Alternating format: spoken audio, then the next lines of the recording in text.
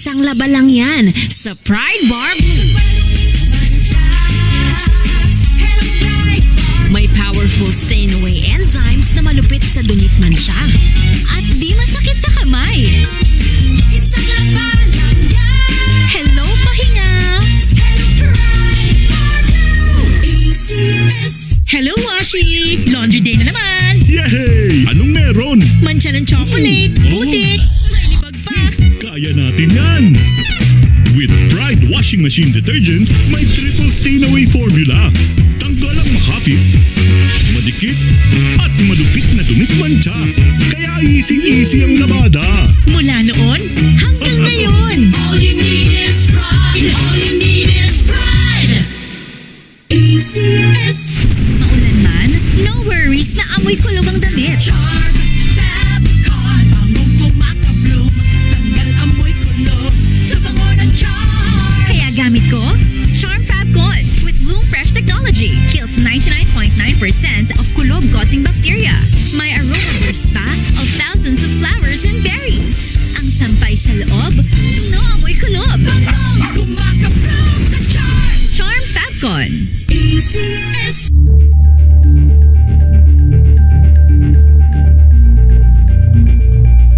Magbago man ang panahon, doon kami sa gawang Peerless Champion. Mula sa baretang pangmatagalan, purong powder.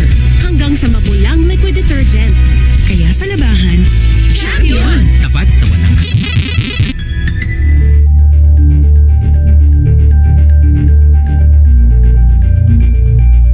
magbago man ang panahon, doon kami sa gawang Peerless Champion. Sa baretang pangmatagalan, purong powder. Hanggang sa mabulang liquid detergent.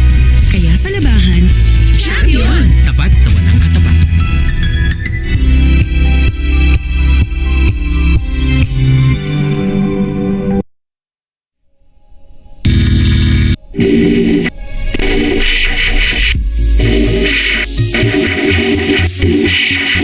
Mahalaan, kabilang ang mga umano'y anomalya sa flood control projects. Nagmarcha papuntang Abelardo Hall ang mga estudyante mula sa College of Engineering, Home Economics, Media and Communications at Fine Arts. Nagtipon-tipon naman sa Liapas Hall ang mga estudyante ng College of Engineering, habang nasa Palma at Lagmay Hall ang mga estudyante ng College of Social Sciences and Philosophy. Kabilang din sa mga sumama sa pagkilo sa mga miyembro ng faculty at staff na nagtipon-tipon sa AS Steps kasama ang mga estudyante para kondinahin ang sinasabing korupsyon sa pamahalaan. Higit 160 pulis mula Mandaluyong City Police ang ipinoste sa paligid ng EDSA Shrine para sa seguridad at kaayusan sa ikinasang Black Friday protest ng iba't ibang grupo ngayong araw. Ayon kay Mandaluyong City Police Chief Colonel Reynan Patam, handa ang kanilang hanay sa dagsa ng mga rallyista. Naka-standby na rin ang ilang police mobile, ambulansya, gayon din ang isang fire truck ng Bureau of Fire Protection. Maximum tolerance, yun ang pinapairal natin ngayon dito sa EHS Shrine. Ang ibig sabihin nun ay wala kaming gagawing hakbang hanggat walang ginagawang paglamag ang ating mga kaibigan sa kabila mag-prayer meeting. Pinagpuso ng itlog ang larawan ng ilang senador dahil sa galit ng ilang rallyista sa mga anomalya sa flood control projects. Balita mula sa Senado, hatid ni Radyo Patrol, Gabriel Gonzalez, Gabon. Rica at Jeff, sumugod sa Senado ang ilang miyembro ng grupong Bunyog para ipakita ang matinding pagkadismaya saan nila'y nangyayaring nakawan sa flood control project. Binato nila ng itlog ang tarpaulin na may muka ni na Senator Jinggoy Estrada at Senator Joel Villanueva at tinawag pang hulaang propeta ang senador. Ayon sa grupo, ayaw nilang matulad sa Nepal at Indonesia at Pinas kung saan sinupang ilang mahalahan. Hindi nila mapananagot ang mga tiwali. Hindi umano masisisi ang taong bayan. Ikaw, Jinggoy! Dinalaw ka niya sa dahil sa kasong plunder. Ikaw, Villanueva! Naghahasik kayo ng kabanalan pero numero 1 ka pala! Ayaw natin ng karahasan. Pero sino ang nagtutulak ng karahasan para ang mga tao magalit? Gusto natin ng isang payapang lipunan, makatarungan. Tama! Pero makatarungan ba yung nangyayari ngayon? Lalahok din ang grupo sa serye ng mga protesta kontra korupsyon sa Setyembre 13 at 21. At yan ang balitang kumpirmado, sigurado. Ito ang Radyo Patrol. Gabriel Gonzalez, DZMM. Maraming salamat, Gabriel Gonzalez. Naniniwala naman ang Department of the Interior and Local Government na malabong mangyari sa Pilipinas ang nangyaring malawakang rally sa Nepal. Sinabi ni DILG Secretary John Vic Remulla, may nakahandang plano sakaling mangyari ang kaparehong sitwasyon sa Pilipinas. Handa rin ang Philippine National Police na rumisponde sa anumang kaguluhan sa protesta laban sa anomalya sa flood control projects. Para naman sa law professor at litigation lawyer na si Attorney Howard Calleja, bahagi ng kultura ng mga Pilipino ang pagiging peace-loving. Kaya tiwalang magiging kalmado ang mga kilos protesta. Tingin ko tayo ay kalmado at peace-loving na tao. Pero sabi mo nga, baka pag puno na ang sulok, kailangan ng kalusin. So kailangan mayroon tayong kilos protesta, hindi para ibagsak ang gobyerno. Impunity and cycle of corruption, yun ang laban natin dito. Kung sino man na opisyalis ng gobyerno, kailangan yan ikulong. Samantala, nakatakdang kasuhan ng DPWH ang mga sangkot sa maanomalyang flood control project sa Oriental, Mindoro. Balita mula sa Maydila, hatid ni Radyo Patrol Trisha Lindo. Trish! Jeff, inanunsyo ngayong umaga ni DPWH Secretary Vince Dizon na sa darating na Miyerkules ay sasampahan ng reklamo sa ombudsman ng mga beneficial owner at kumpanyang sangkot sa palpak na proyekto sa Oriental, Mindoro. Kabilang ang Sunwest Incorporated, St. Marie Construction Corporation at Elite General Contractor and Development Corporation. Parehas na kaso ang isasampa laban sa kanila sa mga naunang sinampahan kahapon. Sinabi rin niya sa kanya ni Governor Bones Dolor na hindi nakipag-ugnayan ang mga kontratista bago itayo ang mga nasabing makikipagtulungan rin anyang DPWH sa Anti-Money Laundering Council sa susunod na linggo. 94 ni Pangulong Marcos o ang binuong Independent Commission na mag-iimbestiga sa anomalya sa mga infrastructure projects. Sa privileged speech ni Senate President Pro Tempore Panfilo Lacson, itinuturo si Maglangke bilang President ng MBB Global Properties na pag-aari ng amang si Candaba, Pampanga Mayor Rene Maglangke at nakakuha ng proyekto kontra baha sa Bulacan. Pinauwi na natin si Labor Attaché Maglangke para harapin kung ano man kailangan niya harapin dito sa bansa natin. Kasama na doon ang investigasyon namin sa DMW. Nakalampag ang grupo ng mga consumer sa Mendiola, Maynila. Mababang singil sa kuryente inihirit bilang regalo ni Pangulong Marcos sa kanyang birthday. Balita mula sa Maynila, hatid ni Radyo Patrol Steve Ras. Steve! Jeff, imbes na handaan literal na birthday bash o batikos ang regalo ng People Coalition sa ika-68 kaarawan ni Pangulong Bongbong Marcos bukas dahil sa nagpapatuloy umanong taas singil sa kuryente. Dismayado si Jerry Arances, convener ng grupo, dahil bukod sa hindi malinis ang pinagkukunan ng enerhiya, nakatatlong taon ng Administrasyong Marcos ay hindi pa rin umano abot kayang kuryente. Nadagdagan pa umano ng 600 kada buwan ang bayarin sa kuryente ng pamilyang kumukonsumo ng 200 kilowatt-hours. Nababahala rin ang grupo sa pag-aproba ng Energy Regulatory Commission o ERC sa kontrata ng Meralco at ng ka-joint venture nitong Energy Resources Inc. para sa pagtatapos 1,200 megawatt gas plant sa posibilidad lalo pang sisirit ang bayarin ng mga consumer. Nanawagan ng grupo sa gobyerno ang panagutin din ang mga nasa likod ng mataas na singil sa kuryente tulad ng ginagawa ngayon sa maanomalyang flood control project. Una nang hiniling ng Pangulo sa kanyang kaarawan na maging maayos ang buhay ng bawat Pilipino, pero hit ng grupo dapat gawing serbisyo at hindi negosyo ang kuryente. Yan ang balitang kumpirmado, sigurado. Ito ang Radyo Patrol, Steve Raz, DZMM. Maraming salamat, Steve Raz! Inaasahan naman ang galaw sa singil sa tubig sa huling 3 buwan ngayong taon ayon sa MWSS. Balita mula sa MWSS at hindi Radyo Patrol, Nico Bagsik. Nico! Jeff, good news at bad news sa mga water consumer sa Metro Manila. Magkakaroon ng magkaibang galaw sa singil ng 2 water concessionaires para sa huling 3 buwan nitong taon. Inanunsyo ng MWSF na simula October 1, magkakaroon ng dagdag singil ang Maynilad kung saan ang mga kumukonsumo ng 20 cubic centimeters kada buwan na tipikal na konsumo ng bawat bahay ay madadagdagan ng 1 pesos and 52 centavos. Para naman sa Manila Water, magpapatupad ng top ng 1 peso and 43 centavos ang singil kada buwan. Sinabi ni MWSS Chief Regulator Patrick T. na paglakas ng piso laban sa yen at dolyar sa nakaraang quarter ang dahilan ng paggalaw.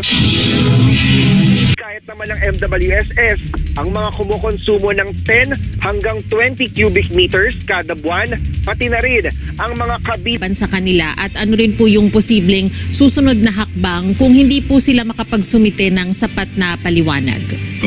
Kasi meron po silang authentic license. Meron naman talaga silang tunay na lisensya na galing sa LTO. No?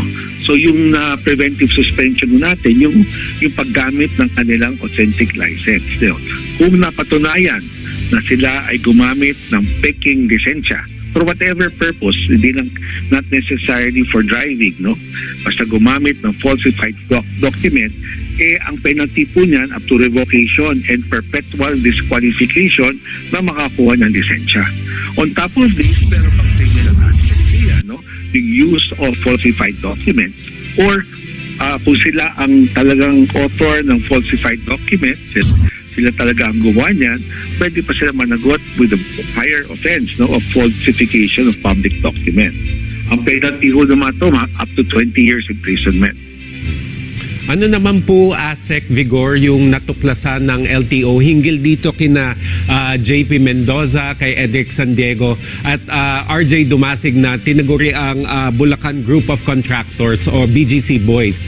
Meron din ba silang history ng paggamit ng mga alias o yung paggamit po ng mga peking dokumento? Under investigation pa ho yung tatlong yan, no? Ang ating investiga so far, itong dalawa, na una, no? Na pinakita sa ating mga Senate hearings and special hearings. Pero the remaining 3, pending pa ho investigation yan. Asik, paano naman po makakaapekto ang mga kasong ito sa kampanya ng LTO laban sa paggamit ng peking lisensya at ID, lalo na't may kaugnayan ito sa high-profile government officials? Opo, as of now nga, nakikita natin, no, there might be a need for us na i-review yung ating security features ng ating lisensya, no, para in plain view, makita nung kung sino man ang nagche-check kung yung lisensya ay authentic or not. So, yun ang ating tinitingnan ngayon para sa gadon mas maging relevant yung ating lisensya kasi ginagamit na ID, hindi lang for driving, no? So, yun ang ating tinitingnan ngayon to add additional security features. Pag nakita ko natin yan, meron kasi mga security features na ginagamit na sa ibang bansa, no? So, sabi nga sa atin ni Secretary Lopez ng DOTR, no, yung ating sekretarya, talagang review everything, no? Review everything to ensure the security, integrity of the document, yung lisensya po natin. Bilang panghuli na lang siguro, ASEC Vigor, mensahe niyo na lang sa ating mga taga-subaybay, lalo na po dito sa pakikipag-ugnayan ninyo sa BOC, pati na rin po yung isinasagawang investigasyon kaugnay ng mga sangkot po sa mga maanumalyang flood control project. Unang-una po, no, sa ating again, thank you very much po sa opportunity na to, no. Malaking bagay po sa amin to na mapaparating sa publiko. Huwag na po sila makikipagpalaran sa mga peking, gumagawa ng mga peking lisensya o yung mga kinocontact through yung mga Facebook, no. Kasi chances are baka scam lang po yan, no. Ilan na po ang aming nahuhuli together with the anti-cybercrime. At pag kayo'y nahulihan na may hawak po sa lisensya,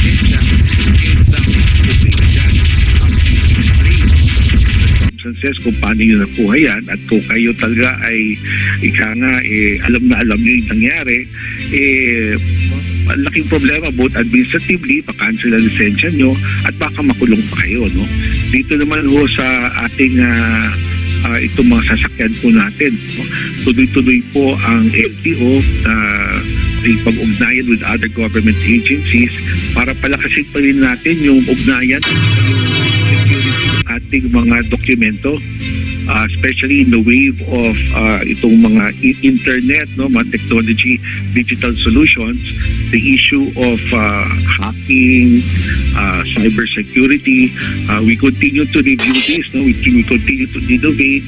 We continue to use the most modern facilities para maprotektahan natin yung datos, yung data, yung privacy ng mga tao na nakikipag-ugnayan, nakikitransact sa LTO. Alright, maraming salamat po sa inyong oras. Assistant Secretary Vigor Mendoza, ang hepe ng Land Transportation Office. Samantala, initial assessment sa Friday protest at ang mga paghahanda ng Philippine National Police sa mga kilos protesta, aalamin natin kasama si Police Brigadier General Randolph Tuanyo, ang Public Information Office Chief ng PNP. Sir, magandang tanghali po. Ayan, habang inaayos natin ng linya kay General Tuanyo, maganda lang yung mga sinabi ni Asek Vigor tungkol sa additional security features nga na posibleng idagdag pa dun sa sa ating mga lisensya, kasi ginagamit ito as obviously as identification, kasi very nakakasabay na siguro talaga yung mga namemeke dahil nga very sophisticated na rin yung means of technology, so nakakatakot, at the same time kaya rin naman masolusyonan nito ng government given the technology that our agencies will be acquiring as well. Tsaka interesting din na malaman natin ano pa kaya, no? At saka ilang security features yung pwede nilang idagdag doon sa ating mga lisensya, and sino na ang covered nito, yung mga future na ba, yung starting from what year, kasi di ba 10 years ang validity ng license natin, or ipapa-recall ba yung mga existing na rin, yung kumbaga yung Sige, abangan natin yan. Samantala, balikan natin si Police Brigadier General Randolph Tuanyo, ang Public Information Office Chief ng Philippine National Police. Sir, magandang tanghali po. Sir Joey, magandang tanghali po. Sir, ano po yung initial assessment ninyo tungkol sa lawak at dami ng lumahok sa mga rally o protesta ngayong araw? Yes, Sir Joey, nais po natin i-share sa ating mga kababayan na so far peaceful naman po. Katulad ng inaasahan natin, mga nagaganap po na kilos protesta. Nagsimula Sir Joey, magmula po kahapon hanggang ngayon umaga. Kaya ka naman po ang mga namomonitor natin na rally po. Sir, ano naman po ang naging resulta ng mga command conference na isinagawa kasama ang DILG, hindi lamang para sa Black Friday protest, kundi pati na rin po sa protest preparation sa kabuuan? Opo, kasama po yung kautusan po ng ating mga NCPN. Sinabi niya po na ang inyong kapulisan po ay magiging present sa lahat ng lugar na may kilos protesta at magiging mapagpasensya po at i-employ ang maximum tolerance. Sabi po rin sa NG, dinagdag niya na dapat po na respetuhin natin ang sentimento ng ating po mga kababayan. Ayan, nabanggit nyo, General Tuanyo, yung maximum tolerance. Pero paano po kung magkagirian po halimbawa yung mga nagrarally pati mga pulis? Ano po yung mga protocol na pwede nyo pang ipatupad para hindi mauwi po sa gulo o karahasan yung kilos protesta? Yes, Sir Joey, malinaw naman po ang batas ng bansa bilang 880 na kung saan namin po yung definition po ng maximum tolerance. Wala naman po siyang fast and hard law, Sir Joey, tungkol sa yung maximum tolerance. Pero kaugnay po ng maximum tolerance, ang pinapatupad po ng Philippine National Police ay po yung force continuum na tinatawag. Ito po ay nasa discretion na po ng ating mga personnel po sa baba na ang ibibigay lamang po nila na kasagutan sa mga bawat takbang na posibleng violate ng ating mga kababayan ay yung reasonableness ng kanila pong counteraction.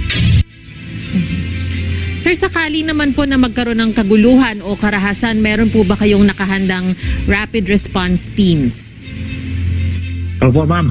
Meron tayong reactionary standby support force na maabot po na 2,500. Yan po ay iba pa po doon sa mga actual deployment natin na 950. Nandun po sa mga lugar na may paggaganapan po ng mga protest rally, ma'am. I'm sure, sir, nakikipag-ugnayan din kayo doon sa mga organizer ng mga pagkilos na ito. Kamusta po yung kanilang reception kapag nag-reach out kayo sa kanila, at cooperative naman po ba sila? Yes, Sir Joey, ang Philippine National Police, lalo na po ang NCRPO, ay sanay na sanay po sa mga ganitong kilos protesta. Kaya po, ano lang yung kanilang mga coordination sa ating mga local government units. Kasama po dyan, sir, yung sa MMDA para sa traffic at siguraduhin na ang lahat po ng mga requisitos para makapagpagsagawa ng isang peaceful assembly ay naaayon po sa batas. Sir, batay po sa inyong assessment, nakikita ba ng PNP ang posibilidad na mangyari sa Pilipinas yun pong kaguluhan nangyayari sa mga kilos protesta katulad po sa Indonesia at sa Nepal? Ma'am, nanggaling na rin po sa ating mahal na SID, Sir John Vic Rimulya, na hindi po kultura ng Pilipino ang mga bagay na nangyari po sa Indonesia at sa Nepal. Ginagarantiyan po ng Philippine National Police ang ating pong mga kababayan ay isisecure po ng PNP ang lahat po ng mga realista sapagkat sinasabi po natin, i-respeto po ng Philippine National Police ang freedom of expression, lalo na po kung ito ay authorized at peaceful assembly, ma'am. Sir, kung sakali, yun din po, kung sakali pong magkaroon ng gulo, may nakahanda po bang contingency plans para sa crowd management at seguridad? Siguro without having to disclose too much in terms of yung mga kahandaan at pre-positioning po ng ating mga kawani, handa naman po ba ang lahat? Handa po ang ating Philippine National Police, yung ating pong crowd management team. Dito po, nais po nating linawin na ang ating pong mga crowd management team ay para po tiyakin na proteksyonan yung ating pong magrarally. Sir, meron po bang malinaw na panuntunan kung paano kikilos ang PNP sakaling lumampas o lumabag ang mga nagrarally po sa itinakdang permit? Nabanggit din po natin na bagamat sinasabi po natin, ma'am, na nire-respeto natin ang authorized peaceful assembly. Kasi sabi po ng Philippine National Police, hinihikayat at hinihiling sa mga magrarally na sundin po ang mga ira na batas kaugnay po ng pagkakandak ng mga protest rally. Hindi po hayaan ng Philippine National Police na sa harapan po nila ay magkakaroon ng violations of law. Kanina po sa pambulat natin, General, nabanggit nyo na generally peaceful